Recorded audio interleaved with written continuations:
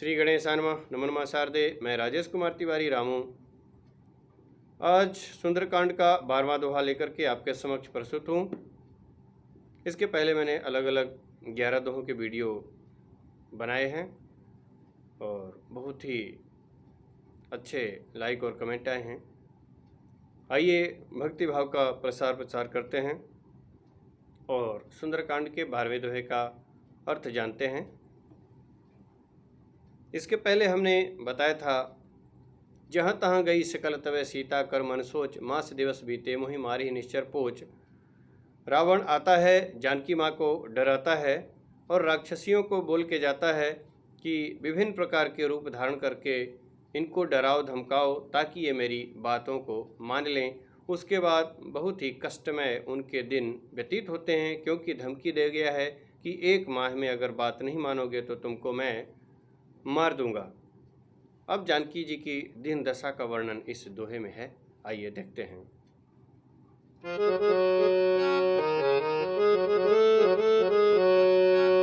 जहाँ तहाँ गई सकल तब सीता कर मन सोच, मास दिवस बीते मोहि मारी निश्चर पोच। त्रिजटासन वो लेकर जोरी, मात विपत्ति संग नितय मोरी। तजौ देहि कर बेगी उपाई, बेगी उपाई तो सह बिरह अब सही नहीं जाई। आने काठे रची चिता बनाई, मात अनल पुनि देहि लगाई। सत्य करहि मम प्रीति सयानी, प्रीति सयानी सुनय कुश्रवण शूल संवानी। सुनत बचन पद गह समुझायसी, प्रभु प्रताप बल सुजसी सुनायसी। निशिनायन ली मिली सुन सुकुमारी, सुन सुकुमारी, सुन सुकुमारी। हस कहीं सो निज भवन सिधारी, कहसी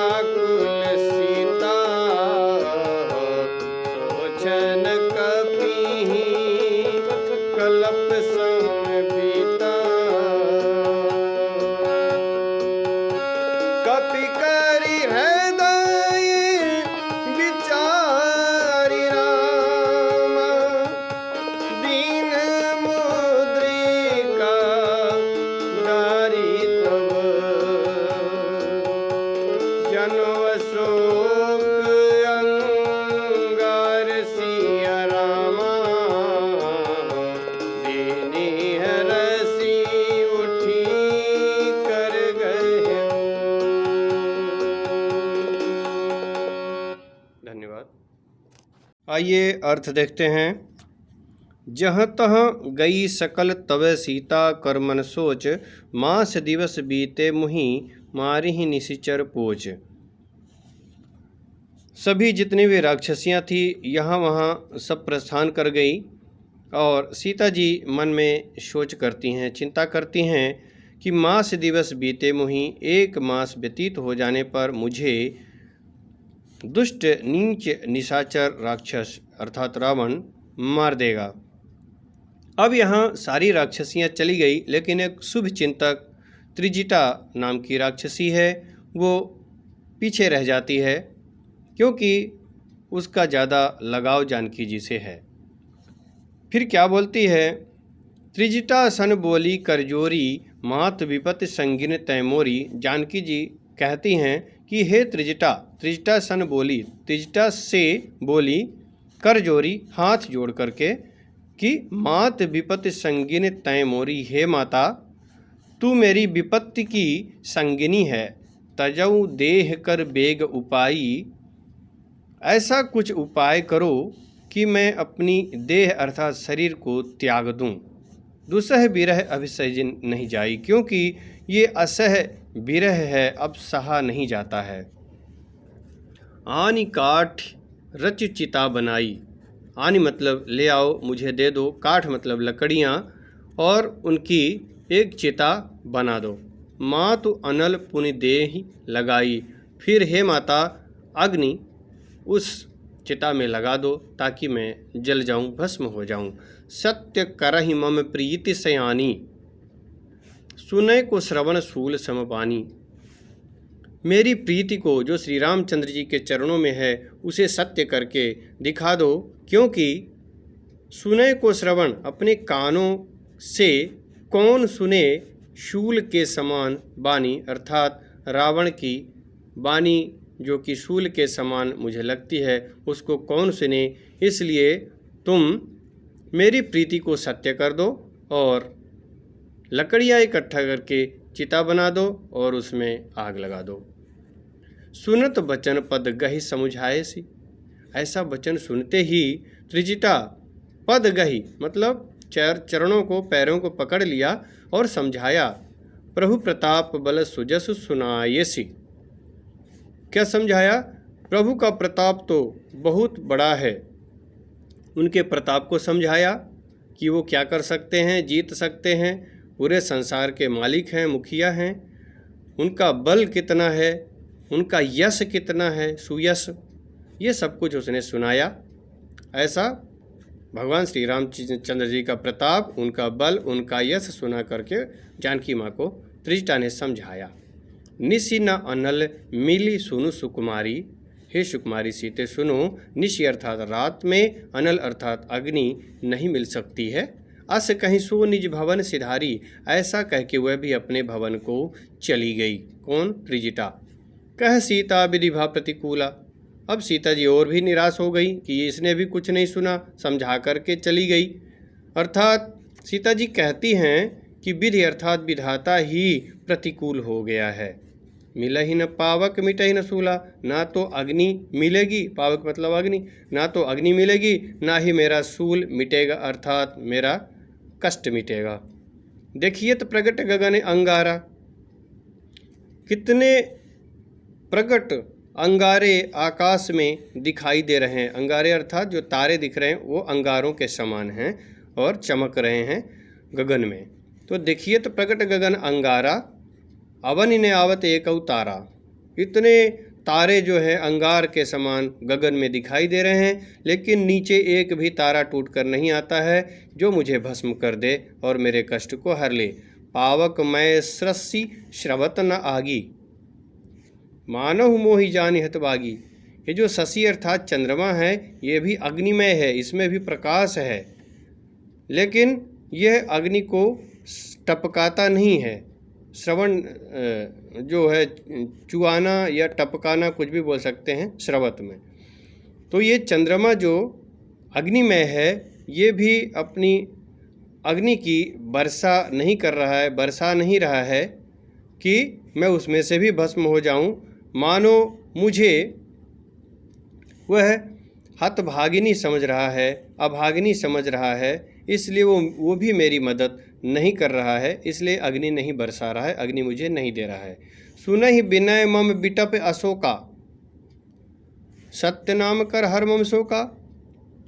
हे अशोक, मेरी विनती सुनो, मम विनय, सुनहि मम विनय। हे अशोक के बिटप मतलब वृक्ष, अशोक मतलब अशोक वृक्ष, मेरी विनती सुनो, सत्य नाम करु हर मम शोका। मेरा शोक हरो और अपने नाम को सत्य करो, क्योंकि तुम्हारा नाम अशोक है, तुम्हारे पास शोक नहीं रहता। जो तुम्हारे पास आता है उसका शोक तुम हर लेते हो, इसलिए तुम्हारा अशोक नाम है, तो तुम भी मेरे शोक को नहीं हर रहे हो, तुम मेरे शोक को हरो। सुनहि विनय मम बिटप अशोका। हे अशोक वृक्ष, तुम मेरी विनती को सुनो और अपने नाम को सत्य करो, मेरे शोक को हरो। नूतन किसलय अनल समाना।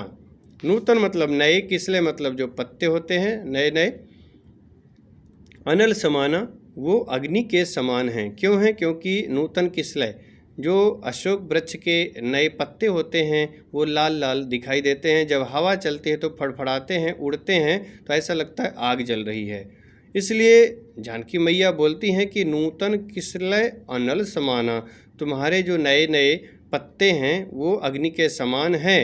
देहि अग्नि जनि करहि निदाना, वो भी अग्नि दे करके मेरा निदान नहीं करते हैं। देखि परम बिरहाकुल सीता, सोछन कपिहि कलप सम बीता। ऐसा देख करके, सीता जी की दशा देख करके और उनको विरह से व्याकुल देख करके, वह जो क्षण है, वो समय है, हनुमान जी के लिए कल्पों के समान व्यतीत रहा। कई युगों को मिलाकर एक कल्प होता है, तो वो जो क्षण है कल्प के समान व्यतीत हो रहा है। ऐसा देख करके हनुमान जी क्या करते हैं? कपि कर हृदय विचार, ऐसा विचार करके दीन मुद्रिका डारि तबै, और वह जो भगवान श्री रामचंद्र जी ने मुद्रिका अर्थात अंगूठी दी थी, उसको डाल मतलब नीचे गिरा दिया। जनु अशोक अंगार, दीन हरसि उठ कर गयहु। मानो कि अशोक ने उनकी विनती सुन ली और अंगार गिरा दिया। ऐसा मान करके जानकी माता उस मुद्रिका को अर्थात अंगूठी को हाथ से उठाने चल देती हैं, अर्थात उठाती हैं। यहाँ तक 12वां दोहा संपन्न होता है। अगले वीडियो में अगले दोहे के साथ फिर मिलते हैं, तब तक के लिए नमस्कार।